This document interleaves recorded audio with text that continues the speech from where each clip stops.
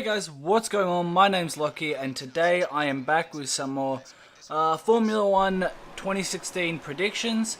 So this weekend is going to be the Canadian Grand Prix.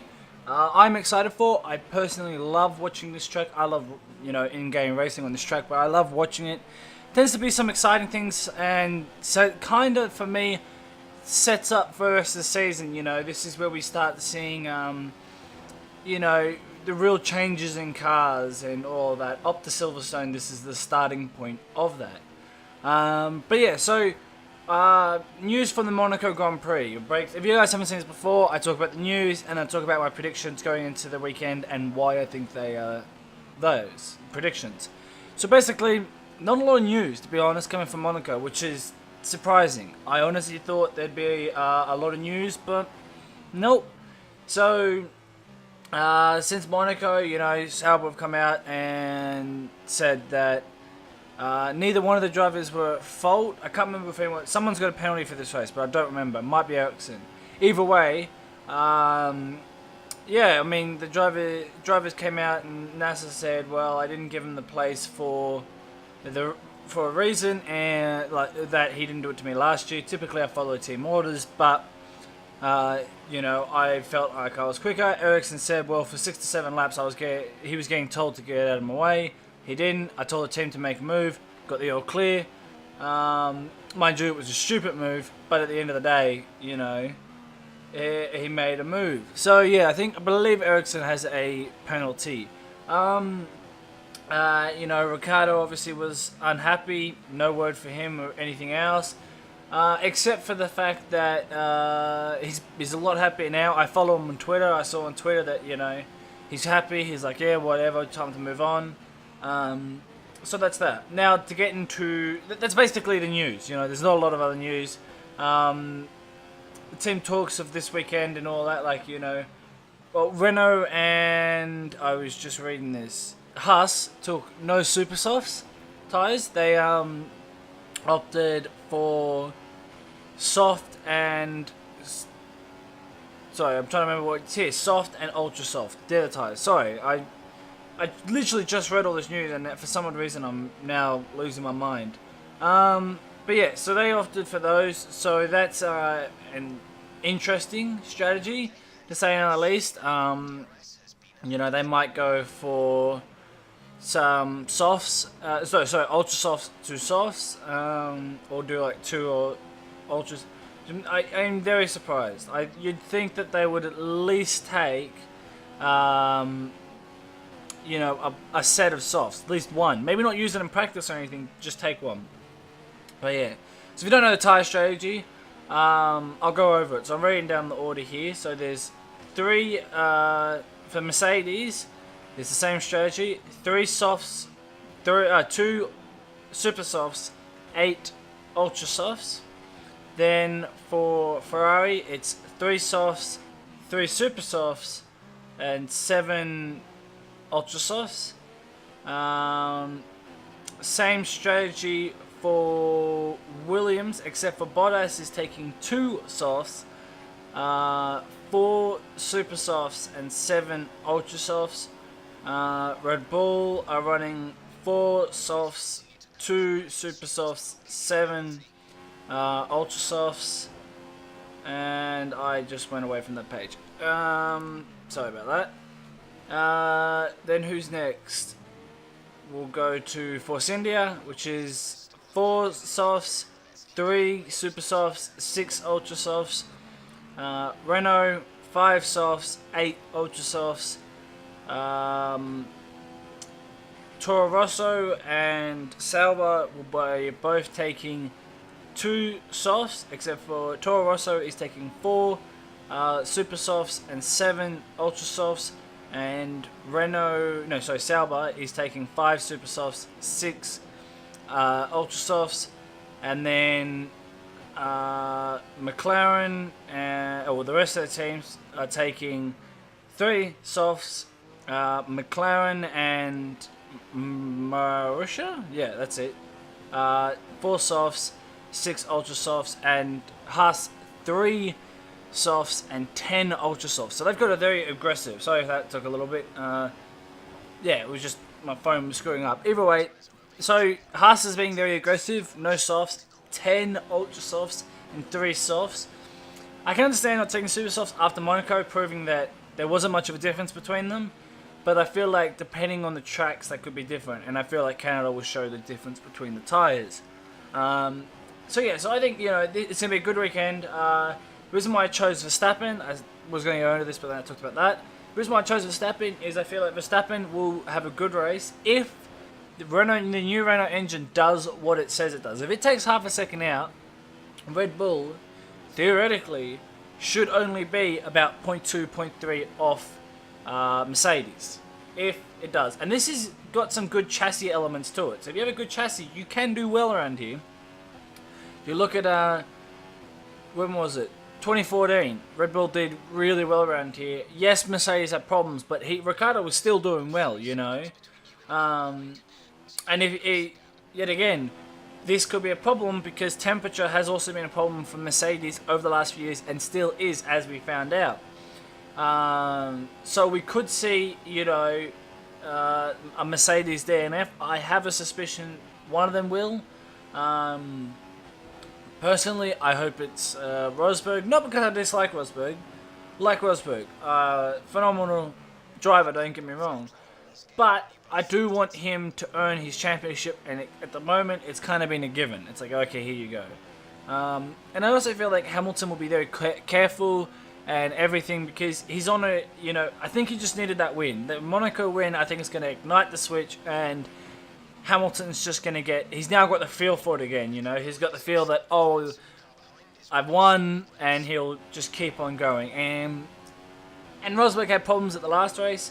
Obviously, they'll try and fix it, but when the problems went away, he couldn't pass anyone. So, yet again, if Red Bull or anyone can get in front, I think they'll have a good chance at winning, purely because that Mercedes cannot pass. It just cannot pass. And some people have argued with me, and it's like, I'm sorry, but all the facts this whole season have pointed to that Mercedes cannot pass. So either way, yeah, I feel like, you know, Mercedes will do well in qualifying. Red Bull this year have typically gone for a race setup in qualifying. You know, they wanted to get a really good race setup and not really focus on qualifying. Ferrari are obviously going to be wanting to make a comeback. You know, they kind of went, nah, it's Red Bull, they're not going to get us. Ah, it's Red Bull, we're fine. And then I think Monaco's proven, oh shit, Red Bull are here. You know, Red Bull have really are a threat, and we actually have to cover them. And I think it's because they haven't been covering them, that's the problem that's been had with it. And saying that, yet again, I still think, you know, Ferrari are there. I think Red Bull have jumped them now. I think it's now like, okay, now now the next competitor, Mercedes, is Red Bull. And obviously, as I said, Verstappen will be coming out, and he'll do well. He'll get a podium, I feel like, this weekend. I also do feel like Ricciardo will get a podium, but I think, you know, after the last 2 weekends, his confidence is a little bit shattered. I still think he'll fight. He might be the one to get a podium. Red Bull will get a podium at this track, for sure. As I said, I think Verstappen's got a lot to make up. You know, he'll be fighting for a podium or a top 4. So, you know, he may not even get quite there, but he'd be at least 4th place. Because I did mention in the last one, if Ricciardo wouldn't have had his problems, he'd have 80 points, or 82, which would have put him 20 points behind Rosberg. Either way, I don't quite know off the top of my head.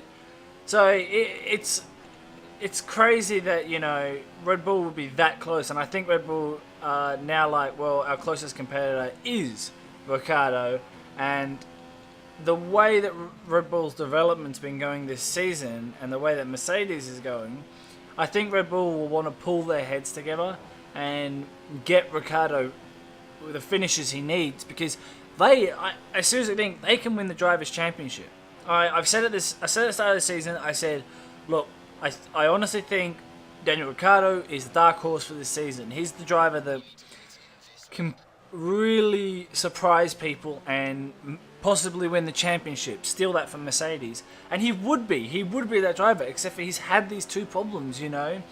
He didn't win in Spain because he got the shittier tyre choice, which was obvious that he should have done the other one. And then you have the strategy, well, not strategy, but you have at Monaco, you know, let's call him in, but not have tyres ready. So if he had won, I know he would be 20 points. I don't know exactly how many points he'd have, but I know he'd be exactly 20 points behind. And, you know, if that flame has gone from Rosberg and he's going to start struggling, Ricciardo could have capitalised on it and won. And as I said, he's not out of it. We won't know, and basically Spa is the turning point. But that's enough about Red Bull. As I said, Ferrari want to do well. They want to capitalise. I don't think they have any big upgrades coming into this. I think that's the next race at Baku. So at the moment, I feel like, you know, we're going to just see kind of not a Monaco, but a Barcelona kind of thing going on. Obviously, Red Bull will be a little bit better. So I think, yeah, Ferrari will be there, but not there at the same time. You know, they'll be racing. If Red Bull make a mistake, I think they'll win. I don't think they will have the pace now to outright beat Red Bull. Now, going down to Williams, I think Williams can have a good weekend here. They're gonna. I don't think, you know, they're going to get third in the constructors again. I think, you know, they'll get, for sure, maybe fourth actually. They'll be battling for fourth because Force India, you know, they have every year, except for one, moved up a place in the championship, or in constructors championship. And yet again, I think now that Sergio Perez has got this podium, there's some upgrades, the development plan is very strong for Force India. Force India could snatch fourth from Williams, and I honestly think they can do it. They're a bit behind now, but if they keep up the way they're going, I really do feel, mind you, Monaco is not really a Williams track, but the development plan is strong for Force India. But not only that, Hulkenberg is that driver that really at the second half of the year can turn a car on, and he can tell you exactly what needs to be developed. And for evidence, you go back to 2013. You go back to the Korean Grand Prix. He, for I think it was 20 laps, or around there, held off Fernando Alonso in a Ferrari and Lewis Hamilton in a Mercedes for 20 laps. You know, and he didn't, it was not a quick car, and they caught him by a second a lap. But when he needed to, he developed, and that was later in the season, and he's really good at switching that car on. Now, obviously, it's not going to be happening now, but I do feel like this race, with the spirit so high at Force India, they could beat Williams here. Now, obviously, Williams will probably they'll all be close, but basically from fourth downwards in the teams, it's almost anyone's game. Now, obviously, Mauricio and Sauber are a little at the back, but if anyone makes a mistake in front of them, they take that place. So I feel like, yeah, it's close. You got Toro Rosso. They could have a good weekend here with the Ferrari engine. I think they might sneak a 8th or 7th place. Just because along the straights, I feel like that Mercedes engine and the two cars are good in straight lines. That Force India has got a good chassis and runs little aerodynamics because of the chassis it has, whereas the Williams runs little aerodynamics and has a meh chassis, you know. It's a very straight line car, and it has been for years. So I feel like, yeah, it could be interesting to see around this circuit. Then you go to Haas. I feel like Haas might be able to sneak a top 10. McLaren, I don't think will, not at this track. They just don't have the engine to do it at the moment. Then I don't forget Mauritia. I think they'll have a good race with Sauber. And I think I'm forgetting a team, and I do apologise. But Renault. Renault could have a good weekend. I think they might be fighting for the top 10, but I don't think they'll quite get there. So my predictions for the weekend, to be honest with you, is going to be, I think, qualifying, it'll be Lewis Hamilton, Nico Rosberg, probably Daniel Ricciardo,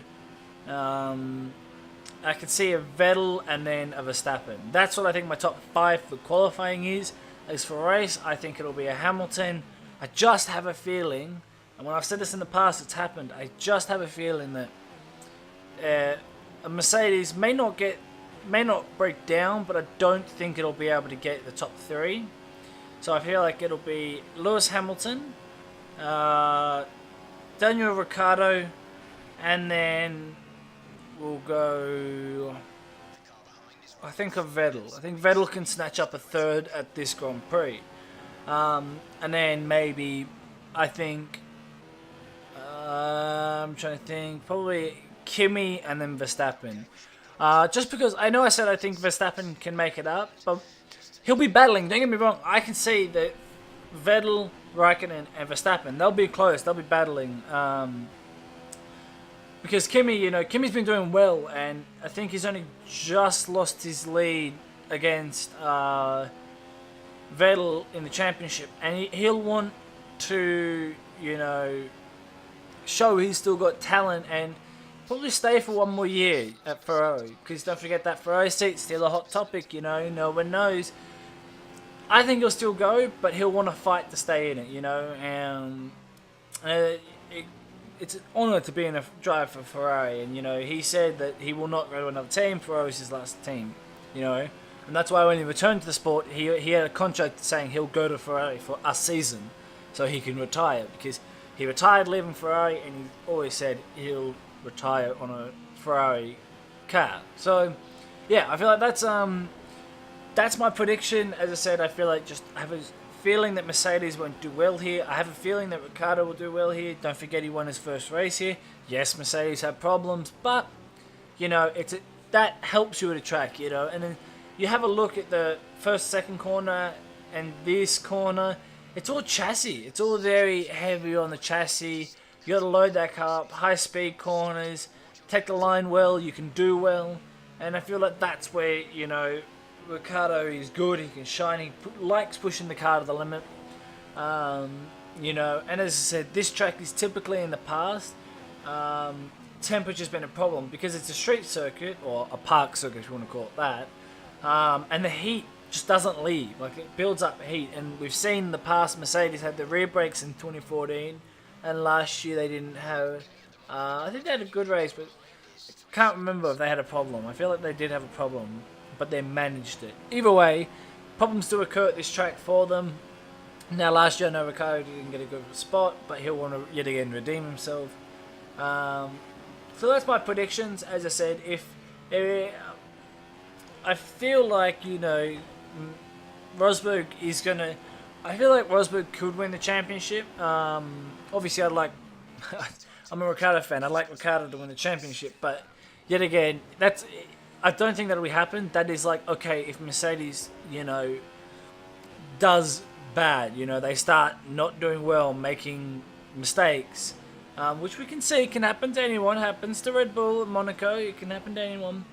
But I feel like this will start to define the championship. How the championship's going to get played out. If Red Bull have a good weekend here, it could bring them into play for the Drivers' Championship. If Mercedes have a good, just flat-out weekend, no problems, perfect weekend for Mercedes, that's kind of the tone that the rest of the season's going to have. It's all like that, because it is basic. Since Spain, the drivers, Lewis Hamilton and Nico Rosberg, they made up. Obviously, Rosberg wasn't happy. Hamilton took it on the chin and said it was my fault, which fair enough, if you want to say. I don't think it was his. I don't think it was Rosberg's. I think it was kind of neutral. But yeah, I think at the end of the day, they've got a good relationship. Was showed at Monaco. If Rosberg was pissed off, he would not have let Hamilton pass no matter what at Monaco.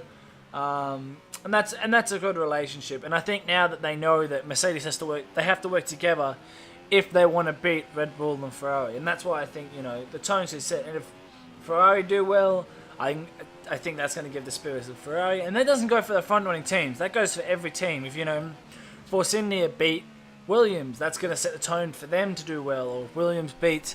I think even if Williams beat Force India, that's the one where we're going to see it's going to be a close battle. Because, the second half of the season, once you get past, Spa and Monza, you're into real good tight chassis circuits that, yet again, Red Bull will. Like that, Red Bulls are always, you go back to when they were in championships, like Red Bulls come home strong. Yes, they do, because it suits their car. They never had the best engine. They were always down on horsepower, not as much as they are now, but they were always down on horsepower, Renault. But the chassis made up for it, and I feel like that's it. And don't forget, Red Bull is running with low aerodynamic packages. They're not running with high aerodynamic packages about it. Like they're like 3 or 4 steps away from having aerodynamic because they have that good of a chassis. So if this engine delivers what it does, that's why I think they'll catch up. They don't need the chassis. They don't need the aerodynamics. They don't need it all. They have the chassis that will do it. And I know I go on about the chassis and all of that, but we're getting to the point where we're going back to the V8 era where the chassis is important, If this engine does what it says it does, which is we're going to find out really at this weekend, it's half a second. They're going to be right there. If they have a good chassis, okay, I forgot to mention this. If this engine does what it's supposed to do, which is half a second, that, yes, will put them about 3/10 off, but because of the race pace and the consistency that Red Bull has and the Mercedes doesn't have, that can put Red Bull battling them in the race, even at circuits like Canada, where it's a power circuit, well, maybe not like Russia, but they would be closer, Bahrain, we saw, but Ricciardo wasn't that far off in Bahrain, So if he had I can't remember if he had a problem, but if he had a better engine there, he would be, because he was only like 16 seconds off, if I remember correctly, China, we saw the Red Bulls, he stood a chance at winning in China. So if this engine can deliver, we're getting to that point where every engine's kind of the same, and it's coming down to the chassis. And I think, Adrian Newey's not leaving the sport until he wants to go out with a world championship. He doesn't want to go out saying, I won 4 and then I lost 1. It's like, no. He wants to go, I won my constructors, I contributed, leaving on a high note. Because if you all follow the sport well enough, you'll know that he was meant to leave at the end of 2014. He was going to leave at the end of 2014. But because of Red Bull losing, he's like, nah, can't have this, can't leave on this note, I got to make the team win. Now, obviously, Red Bull's throwing money at him, but it's still something they want him to do well. So that's my prediction for the Grand Prix. Let me know what you guys think. I love hearing what you guys think about it all. And yeah, to let you guys know about this race, I was a little bit aggressive. I understand that. But yeah, I did end up winning, as you see here. Yes, I corner cutted, but it's something that I was kind of relaxing and let them catch, and then when I tried to switch on, it was a little difficult. But I did win. You know why I drove as Verstappen. They were the top 3. Take it as you wish. Maybe this will be the top 3. Maybe that's the prediction that the game gave me with me driving. But yeah, I hope you guys enjoyed. If you did, smash that like button, subscribe to see more, and I will see you guys next time.